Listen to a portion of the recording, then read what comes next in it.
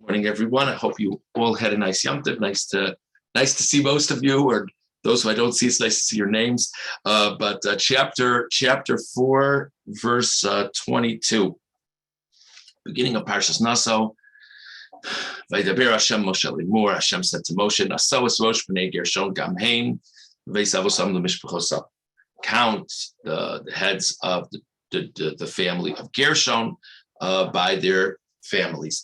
Now, this is a continuation of what was discussed at the end of last week's Parsha. There were 3 branches of the tribe of Levi: Gershon, Kahas, and Merari. Kahas was already counted at the end of the Parsha. This is from 30 years and up. If you remember, we're having 2 counts of the tribe of Levi. One is just the total count of the males in the tribe of Levi from 30 days and up.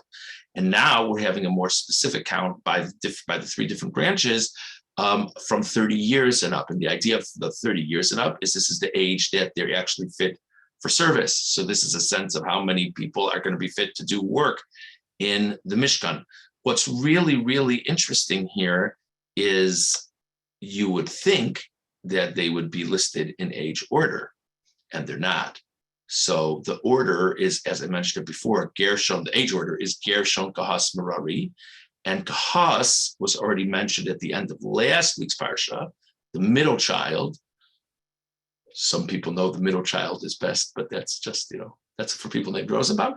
But the middle child, and then the first and the third, it's just interesting why it's out of age order. It's an interesting Kli Yakar over here. Kli Yakar on Pasuk Chaf Beis. Naso es rosh b'nei Gershon. Hayelo limnos tchila es b'nei Gershon abachor. It would make sense to mention the family of Gershon as he is the oldest of the children of Levi. It would have been sense to mention them first. Umasharotu sakit mizeb medrash rabasi lo marshal fishanimsar mas Aaron o kahas okemino tchila l'chvod Aaron he gufa kasha. Lama lamosar mas Aaron al b'chor l'chabdo b'yeser seis v'oz haTorah. So there's a medrash that poses this question, says the Kli Yakar, and the answer of the medrash is, well, it's very nice that Gershon is the first in age order, but Kahas carries the most sacred things. The most sacred thing, the Aron. So since Kahas carries the Aron first, Kahas gets mentioned first. So the Kli Yakar says, that's a nice idea. Why didn't Gershon get to carry the Aron? In other words, Gershon was the oldest, so it just sort of shifts the question. It doesn't really answer the question. And I think the real answer is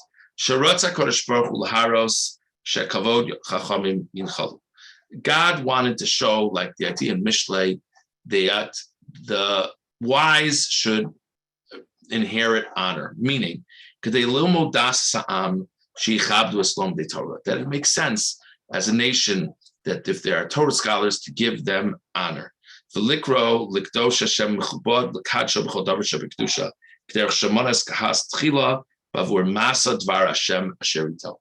So God gives the assignment of carrying the Aron to Kahas, and God mentions Kahas first, and that implies the idea that people who carry the Torah, so to say, meaning that the Torah scholars should get unique recognition among the people. Now, just to be clear, this is not their prize for being Torah scholars. Some people get good fringe benefits in one way. They get good fringe benefits in people honoring them. The idea is that they're carrying the Torah with them. They have all this Torah knowledge with them, and that's the core of who we are. So if we pay them honor, that reminds us of the centrality of Torah within all of our lives.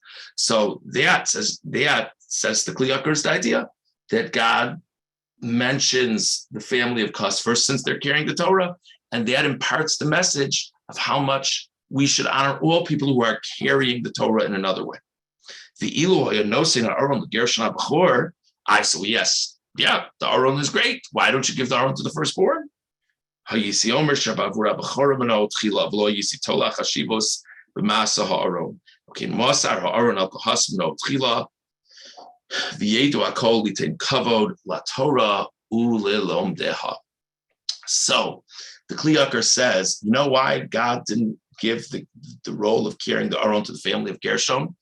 Because then he couldn't send this message, because Gershon will be listed first. And people would say, why is Gershon listed first? And people would say, well, Gershon's listed first because he's the firstborn.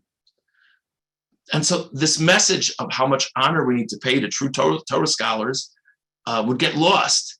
So therefore, God specifically gives Kahas, not the firstborn, the role of carrying the Aron, and then he can teach all of us a lesson. Because now that Kahas is the role of carrying the Aron, and that's why Kahas gets mentioned first.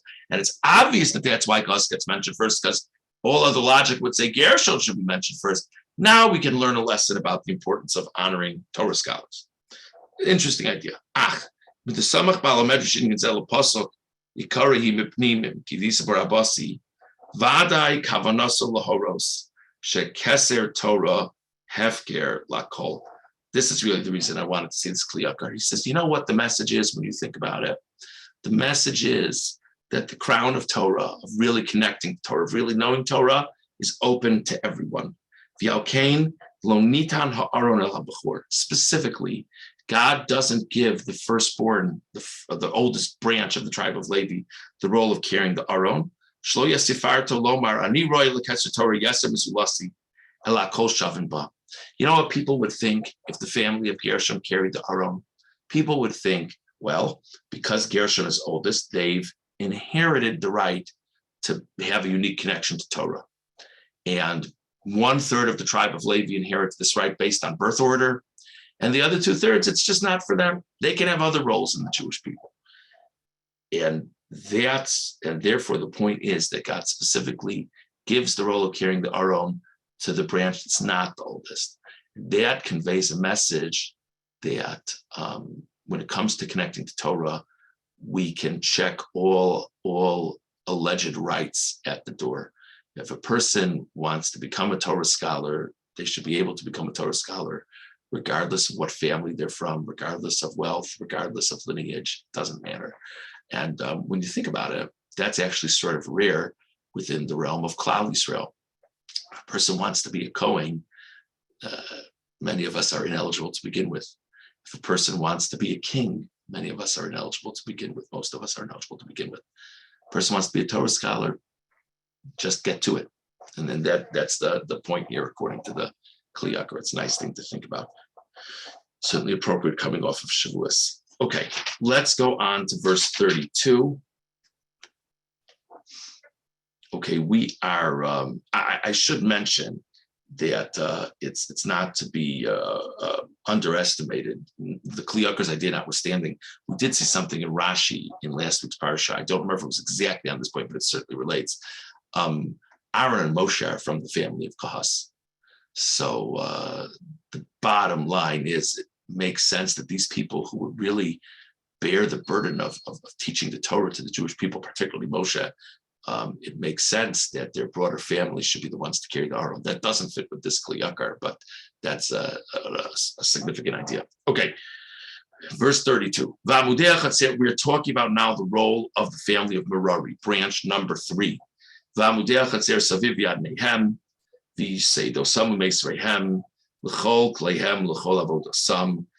should carry the boards. That's what the previous verse spoke about, the boards of the Mishkan and the pillars of the courtyard and the sockets and the pegs.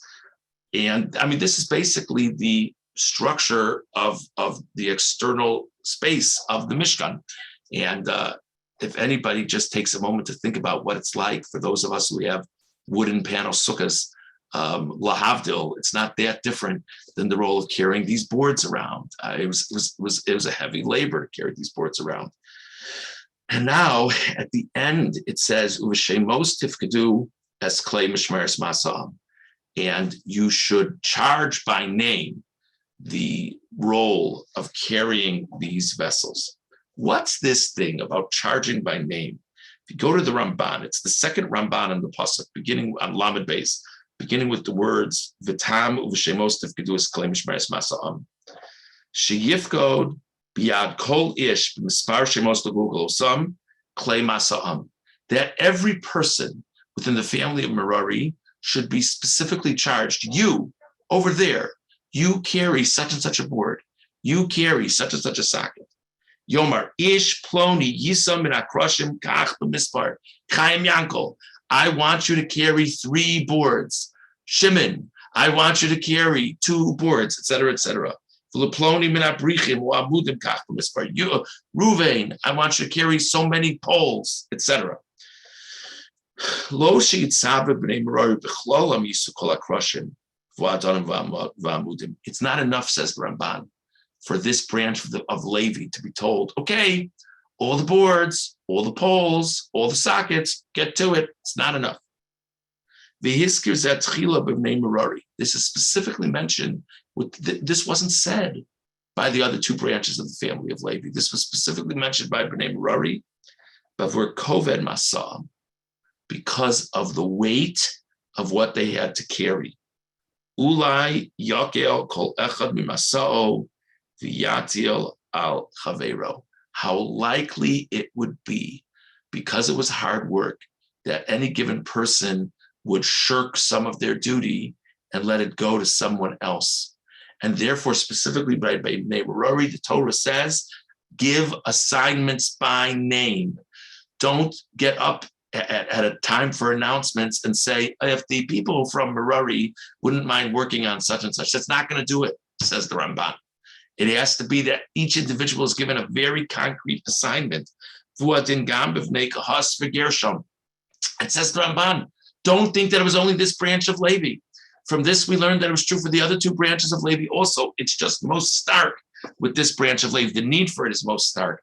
I like to quote this Ramban. It seems like a very technical Ramban. It is a technical Ramban, but I think the message of it is essential, and that is, no matter how lofty the task, no matter how great the honor, if you don't give people a concrete assignment, people will shrug their shoulders and wait for someone else to do it.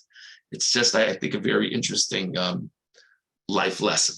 Okay, let's now go on to chapter 5, verse 2. So we've gotten through a lot here. In the end of the day, we've had a count. Last week's parsha, we discussed the formation of the Jewish people in the desert. We discussed counting of the Jewish people. We've discussed now counting of the tribe of Levi. That was a separate count for the Jewish people. Now what's going to happen? I mean, it's really sort of suspenseful when you think about it. At the end of Shmos, we had the giving of the Torah. We had some laws imparted there, not a lot. Then we had laws about the construction of the Mishkan, very important. Then the book of Vayikra, the vast majority of it has been guidance for the Kohanim about how to operate in the Mishkan and related matters. And now we're sort of in this new mode. So let's just read the pasuk. We'll talk about it next time. Verse 2. Tzavos bnei Yisrael mishalchu minach machaneh kol tzarua v'chozav v'chol tamei l'nafesh. So big excitement. What's going to be the new instruction? Well, tell the Jewish people that anyone who's ritually impure should leave the camp. Sounds a little bit less exciting than you would have thought. Why is this here? We will talk about this tomorrow, God willing.